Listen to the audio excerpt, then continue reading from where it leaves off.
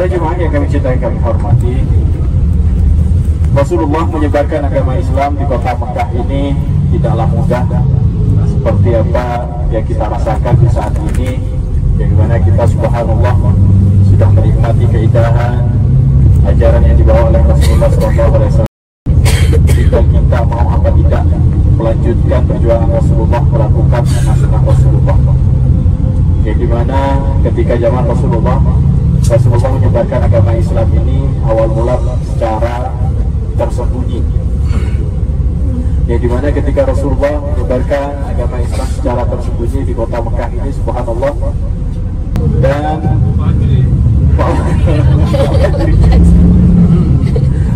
dan dari kaum dewasa siapa? Abu Bakar Siddiq radhiyallahu an, dari kaum anak muda-muda yang muda Sayyidina Ali dan juga Sayyidina Utsman bin Affan dan juga para sahabat-sahabat lain. Nah, ibu bapak yang kami cintai, kami hormati, di sebelah kanan ini adalah pengambilan air Zam-Zam yang dimana dikirim ke kota Madinah. Jadi itu ada tiang-tiang itu, jadi tangki, ya, tangki, mobil tangki masuk ke situ lalu diisi tangkinya. Nah, di sebelah kanan kita, ini di depan ada jalan masuk lurus, itu tempat pengambilan air Zam-Zam untuk penduduk kota Mekah. Nah, itu dulu enak ibu bapak. Yang penting kita punya KTP di sini, kita bisa bebas mengambil sampai 20 galon, sampai 20 trigen. Ya, tapi kalau sekarang dibatasin hanya bisa mengambil 3 atau 4 trigen saja, kurang 10 liter. Ya, tapi intinya satu, punya KTP di sini baru bisa ambil langsung di situ. Kalau kita jemaah hanya 5 liter. Kalau dulu 6-7 tahun yang lalu satu jemaah 10 liter. Ya, kalau sekarang 5 liter pun itu sudah susah. Baik, kita lanjut di sejarah. Para jemaah yang kami cintai, kami hormati, ketika Rasulullah SAW menyebarkan agama Islam secara tersembunyi, dan setelah itu Rasulullah SAW melihat dengan kekuatan Rasulullah yang begitu sangat luar biasa, Rasulullah langsung menyebarkan agama Islam secara terang-terangan. Nah, ketika Rasulullah menyebarkan agama Islam secara terang-terangan, ibu bapak, tidak langsung Rasulullah menyebarkan secara menuju ke rumah, tidak. Rasulullah Islam pertama kali mengundang para keluarganya, Abu Jahal, Abu Sufyan, Abu Gosok, Abu itu semuanya diundang oleh Rasulullah SAW untuk pergi ke Jabal Abi Qubais. Mana Jabal Abi Qubais? Jabal Abi Qubais yang hotel warna coklat, itu rumah raja, itu Jabal Abi Qubais. Itu gunung, ya, yang dimana gunung tersebut dibangun untuk rumah raja dan keluarganya. Kalau raja tersebut datang ke kota Mekah, pasti singgah di rumah tersebut atau di lokasi Jabal Abi Qubais. Nah, kalau imam sholat 5 waktu, pasti singgahnya di rumah coklat tersebut, di hotel itu.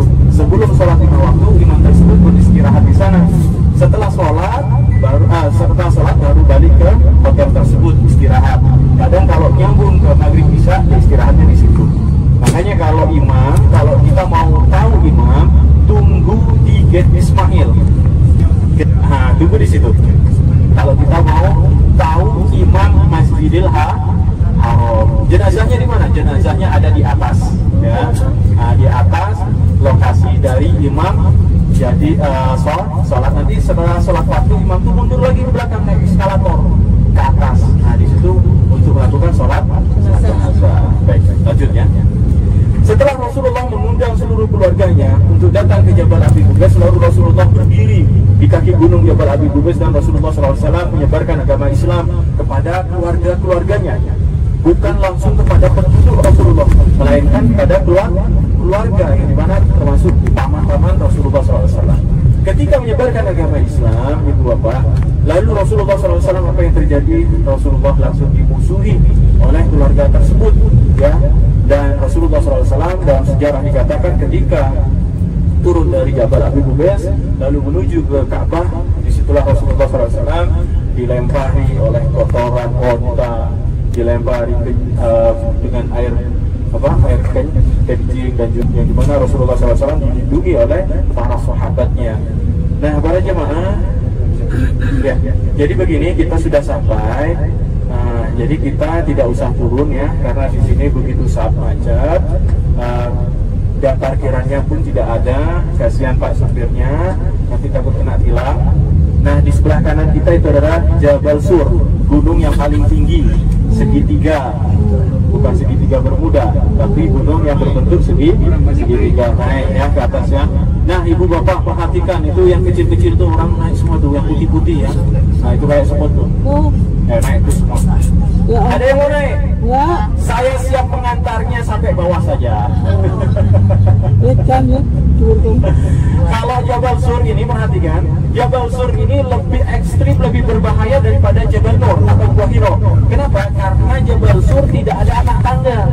Kalau Jabal Nur atau Gua Hiro ada anak tangganya, kita di pinggir tuh ada pegangannya. Kalau di sini, subhanallah, terpinggir, duduk gitu.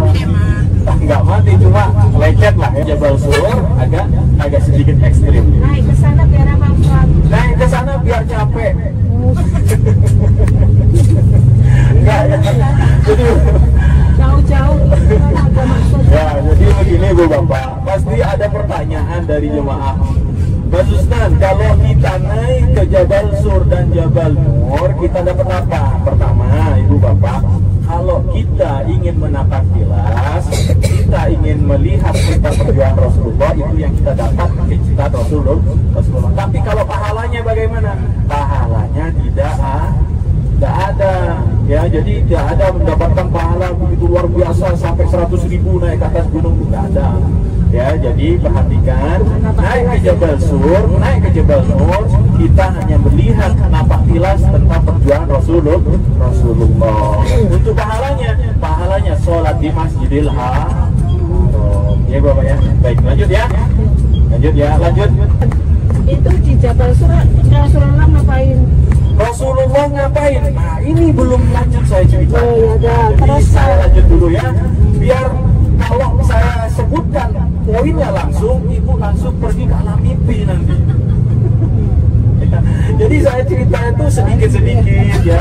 Apa yang saya nampak di pinggir jalan, saya ceritakan dulu di pinggir jalan gitu ya. Biar apa? Biar penasaran ya. Nah, tapi jangan buka Google nanti. Buka Google selesai cerita tidur ibu bapak. Biasa di rumah buka. Baik, lanjut ya. Ketika Rasulullah menyebarkan agama Islam, lalu Rasulullah SAW pergi ke depan Ka'bah, yang dimana Rasulullah juga ingin menyebarkan agama Islam kepada penduduk yang berada di kota Mekah tersebut. Akan tetapi Rasulullah sudah dihadang oleh orang-orang kafir Yahudi yang berada di kota Mekah. Akhirnya Rasulullah SAW ini pulang ke rumah dengan para sahabatnya. Nah, ibu bapak, ketika Rasulullah setelah menyebarkan agama Islam, banyak sekali orang-orang yang ingin menyakiti Rasulullah, yang ingin membunuh Rasulullah. Disinilah Rasulullah SAW ketika pada waktu itu Rasulullah pergi ke rumah sahabatnya Abu Bakar Siddiq radhiyallahu anhu, dan di mana Rasulullah SAW sudah mendapatkan perintah dari Allah Subhanahu Wa Taala untuk meninggalkan kota Mekah. Saya mau tanya lagi nih, Rasulullah hijrah pertama kali kemana? Madinah. Ke Bandung. Taif. Ada yang mau ikut ke Taif? Ikut? Iya, ikutlah semua ya. Nah, jadi Rasulullah pertama kali hijrah itu adalah ke kota Taif. Setelah Rasulullah menyampaikan kepada sahabatnya Abu Bakar Siddiq radhiyallahu anhu, Rasulullah ini tidak langsung pergi meninggalkan kota Mekah, melainkan Rasulullah pulang lagi ke rumah.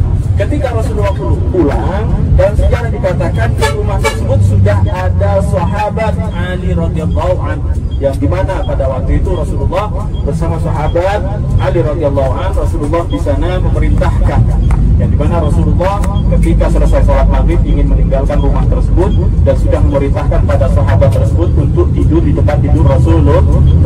Nah, kanan kita ini adalah Masjid Ar-Rajhi. Ada yang tahu siapa Ar-Rajhi? Ar-Rajhi ini bukan artis, melainkan orang terkaya yang berada di Arab Saudi yang mempunyai bank Ar-Rajhi.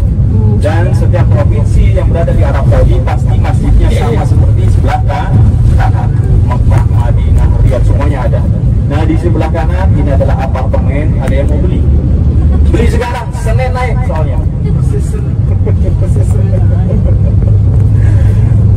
Baik, lanjut ya.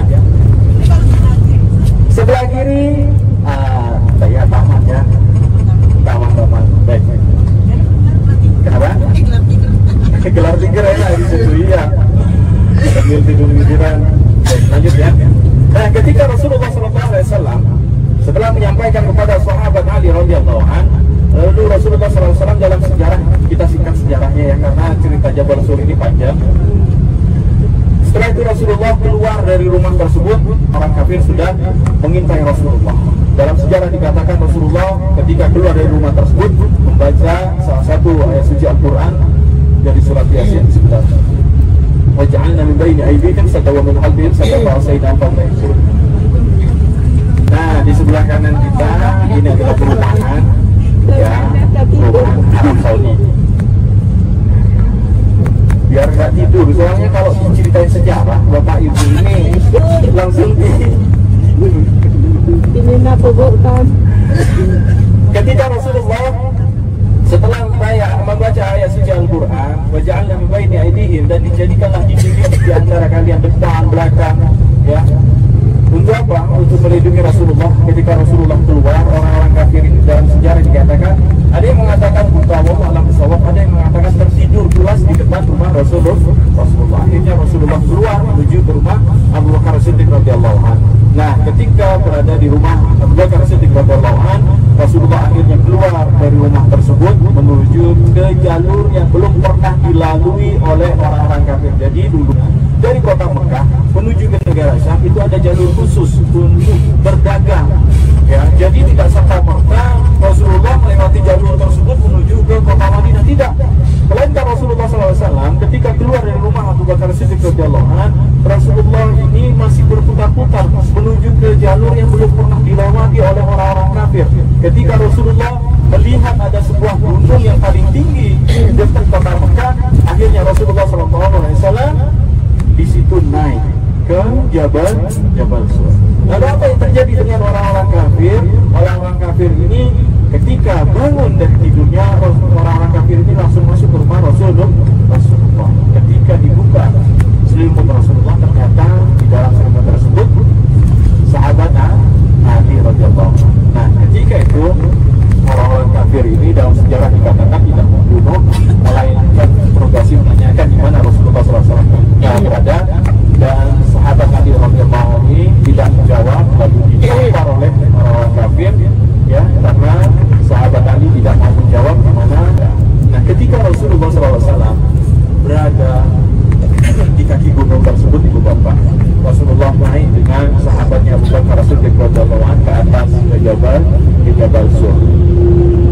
Lalu apa yang terjadi dengan orang-orang kafir? Orang-orang kafir ini memberikan sayembara kepada penduduk kota Mekah yang dimana ya, barang siapa bisa menangkap Rasulullah hidup atau mati akan diberikan imbalan 100 ekor unta muda. Nah, ketika itu orang-orang kafir ini mengebu-ebu ini ingin mencari Rasulullah, yang dimana pada waktu itu seluruh penduduk kota Mekah yang berada di depan Ka'bah semuanya dicari, dan di situ orang-orang yang sudah masuk Islam tidak mengikuti ajaran yang dibawa oleh Abu Jahal, rumah tersebut ditandai, diberi warna merah, yang dimana kalau ada tanda warna merah itu adalah musuh dari orang-orang kafir. Artinya orang-orang tersebut sudah mengikuti ajaran Rasulullah. Dicari, diobrak-abrik ya, penduduk kota Mekah tersebut. Orang kafir ini tidak bisa menemukan Rasulullah. Dalam sejarah dikatakan ketika Rasulullah berada di atas Jabal Sur, Rasulullah SAW ingin masuk terlebih dahulu, ibu bapak, ingin masuk ke dalam gua untuk apa? Untuk istirahat dan tidur. Ya. Rasulullah masuk ke dalam gua untuk istirahat dan tidur. Enggak, saya enggak bilang yang terjadi dalam di sini, cuma Rasulullah. Ya. Enggak, kalau di sini enggak tidur. Menghayati. Oh, iya. Ya. Jadi ketika Rasulullah SAW ingin masuk terlebih dahulu, apa yang dilakukan oleh sahabatnya yang mencintai Rasulullah, menghalangi Rasulullah untuk masuk ke dalam gua. Kenapa? Gua tersebut takut ada hewan yang berbisa, lalu hewan apa? Gua tersebut dibersihkan dulu oleh sahabat Abu Bakar As-Siddiq radhiyallahu anhu, lubang-lubangnya semua ditutupi. Ketika bersih, Rasulullah dipersilahkan masuk. Nah, para jemaah dan sejarahnya, di sebelah kanan kita ini adalah Universitas Ummul Qura. Jadi dari ini nih pintu masuknya, pintu pertama. Ya, ini Universitas Ummul Qura, universitas terbesar yang berada di Timur Tengah, yang terkenal, yang dimana ini subhanallah sangat luas. Dan di universitas ini adalah tempat bagi laki-laki ya. Kalau perempuannya ada di daerah Zahir. Ya, kalau perempuannya. Nah, di sini Bu Bapak, kalau kita sekolah di universitas ini, setiap 1 bulannya mendapatkan beasiswa atau uang belanja 850 real. Ya, 850 real setiap bulan pasti diberikan kepada mahasiswa yang berprestasi atau yang mendapatkan beasiswa. Jadi yang sekolah di sini kalau dari Indonesia, ketika kita masuk di sana itu Bu Bapak, itu seperti perkampungan di sana itu. Jadi itu ada, setiap gedung itu ada tulisan Indonesia, berarti di dalamnya itu adalah mahasiswa Indonesia. Brunei itu berarti khusus Brunei, Malaysia, banyak sekali di sana ya. Dan subhanallah ya, begitu sangat luar biasa luasnya dan besarnya. Nah, jadi Universitas Ummul Qura ini ketika kita sekolah di sana tidak serta-merta bebas untuk keluar masuk. Ada yang mau sekolah di situ? Gak apa-apa, saya turunin di sini. Kalau anak ya, ya. Kalau anak-anak kita, cucu-cucu kita, silahkan kita sekolahkan dulu di Indonesia, cari beasiswa yang bisa tembus ke Universitas Ummul Qura. Banyak ya di Indonesia pesantren-pesantren sekolah tersebut yang mempunyai jalur beasiswa menuju sekolah ke Timur Tengah, Kairo yang berada di Mesir. Baik, lanjut lagi sejarahnya ya. Para jemaah yang kami cintai, kami hormati, dan di dalam gua dan Rasulullah SAW dalam sejarah dikatakan Rasulullah ini akhirnya beristirahat di Bapak, tidur di atas pangkuan sahabatnya Abu Bakar As-Siddiq radhiyallahu anhu. Jadi kepala tersebut, kepala Rasulullah ada di atas paha Abu Bakar As-Siddiq radhiyallahu anhu. Dan apa yang terjadi Bu Bapak? Orang-orang kafir ini ketika sudah mencari yang berada di kota Mekah, akhirnya orang kafir melihat jejak, yang dimana jejak tersebut menuju ke jalur yang belum pernah dilalui seseorang, orang-orang kafir yang berada di kota Mekah. Akhirnya dicarilah jalur tersebut, dan akhirnya jumpalah kaki tersebut, jejak tersebut berada di Jabal Sur. Lalu di sebelah kanan itu adalah tanda padang Arafah. Alhamdulillah kita akan melakukan ibadah wukuf ya. Jadi dia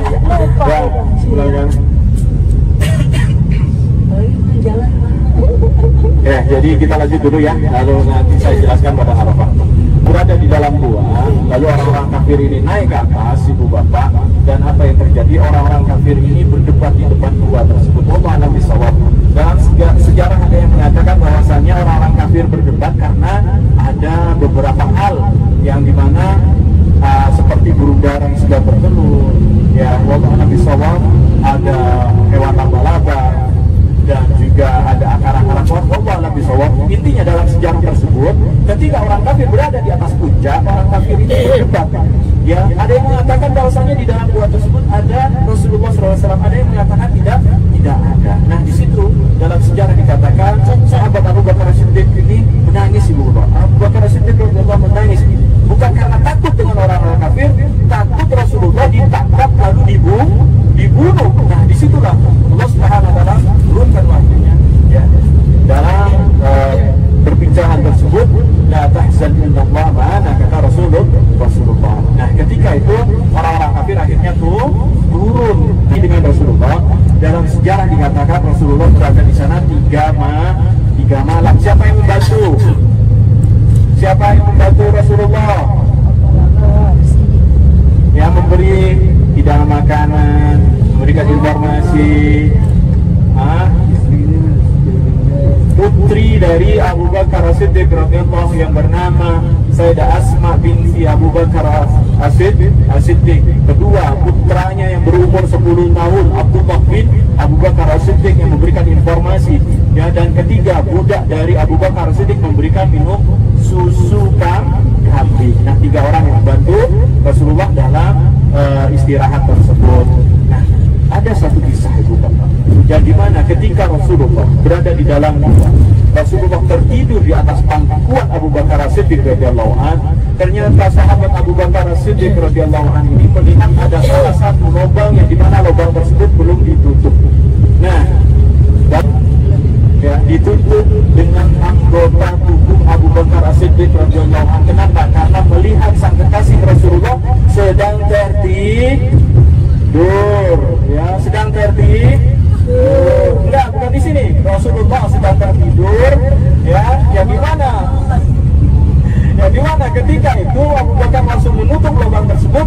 Akan tetapi apa yang terjadi Ibu Bapak? Lubang tersebut ada hewan yang berbisa, lalu hewan tersebut menggigit anggota tubuh yang menutupi lubang tersebut, yaitu anggota tubuh Abu Bakar As-Siddiq. Nah, di sebelah kanan kita itu adalah masjid apa? Masjid Namirah, bukan Masjid Agung yang berada di Bandung, yang di alun-alun, bukan. Nah, itu adalah Masjid Namirah. Nanti saya jelaskan tentang Masjid Namirah. Silahkan dilihat dulu. Nah, ketika Rasulullah ya tertidur dan Abu Bakar menutup lubang tersebut, lalu digigit oleh hewan sebanyak 7 kali gigitan, sampai tubuh Abu Bakar ini membiru Ibu Bapak. Tubuh Abu Bakar As-Siddiq membiru. Abu Bakar As-Siddiq radhiyallahu anhu ini menangis, tidak mengeluarkan kata-kata sedikit pun, menangis meneteskan air mata. Akhirnya air mata tersebut jatuh di pipi Rasulullah. Akhirnya Rasulullah terjaga dari tidurnya, lalu berkata kepada kepada Abu Bakar As-Siddiq radhiyallahu anhu, "Ya sahabat, wahai sahabatku, apa yang terjadi pada dirimu?"